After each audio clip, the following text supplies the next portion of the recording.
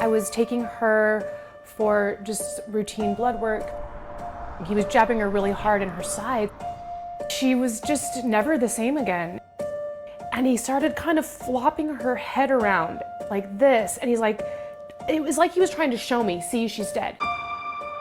She was a constant in my life for a long time, longer than anyone else. In July, we introduced you to Amber Pratt.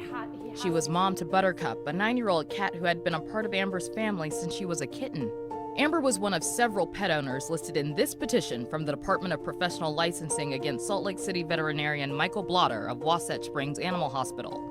Some of the complaints contained in the petition include Boomer the dog, who died at Wasatch Springs when he went in for a dental cleaning, where Blotter failed to intubate him, Walter the dog, taken in to be neutered but died on the operating table, and Dozer the dog, whose teeth extractions were delegated and performed by what the report calls a, quote, unlicensed assistant. According to Amber and the petition, Amber initially took Buttercup to Blotter for blood work, which Blotter refused to perform, but instead suggested a dental cleaning, a procedure that requires anesthesia.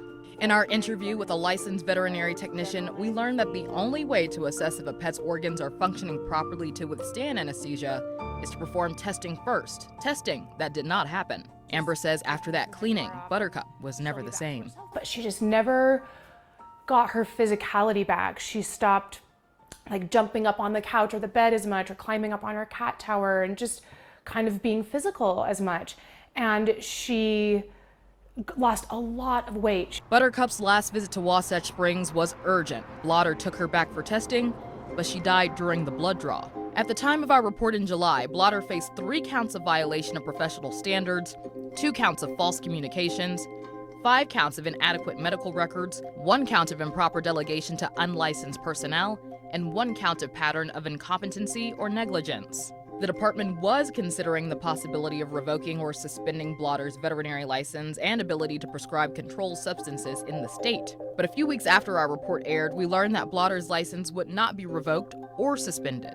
Ellie Forrest had also learned his fate and reached out to us. I was definitely shocked that it got coverage and that anyone found it interesting or noteworthy. Ellie is listed as EF in Doppel's petition against Blotter under Sam the cat.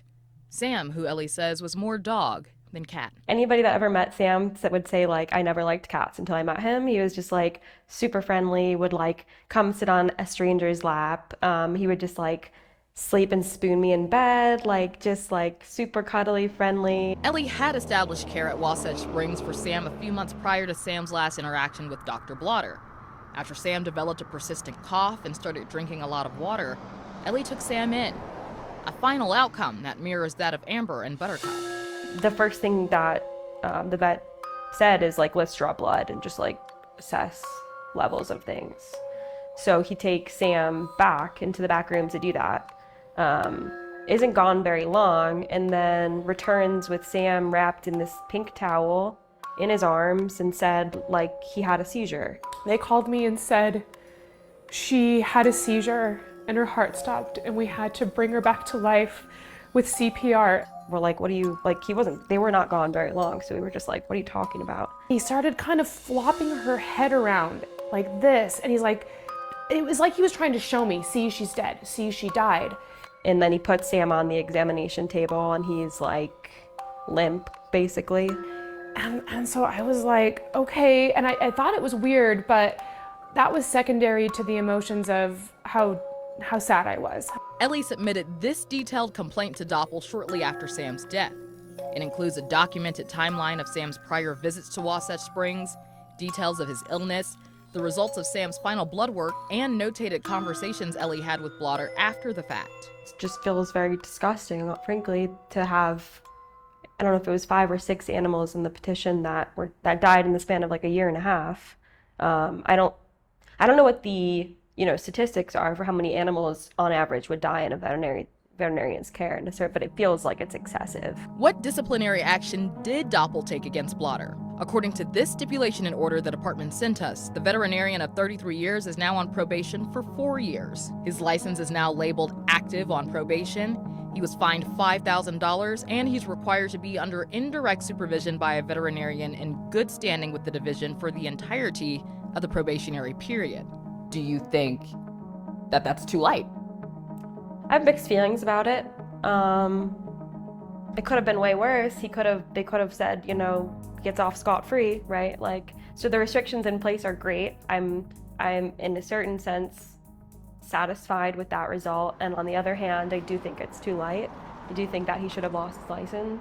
I think the maximum fine he could have paid is $10,000. He got $5,000, and I ask why.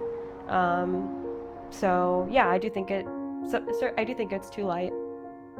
But for Ellie, Sam's absence is a void that hasn't been filled and may never be. It was really hard. I don't think that we've ever gotten over it. I don't know if I would say this feels like justice. It just feels like something a door we're trying to close that just won't close. Blotter had a probationary interview with the Veterinary Physicians Licensing Board at the end of last week. During that meeting, he was actually found to be non-compliant with this stipulation and order that he just signed last month. They said, quote, "We consider evidence gathered from many sources and weigh it against past actions taken by Doppel." As you heard earlier, he is stipulated to be under indirect supervision by a licensed vet approved by the board. He also is stipulated to have 20% of his records for animals he treats audited by a supervisor for the first 6 months of his probation. Blotter had taken no action on either of those stipulations. Robin O'Guinye, Fox 13 News, Utah.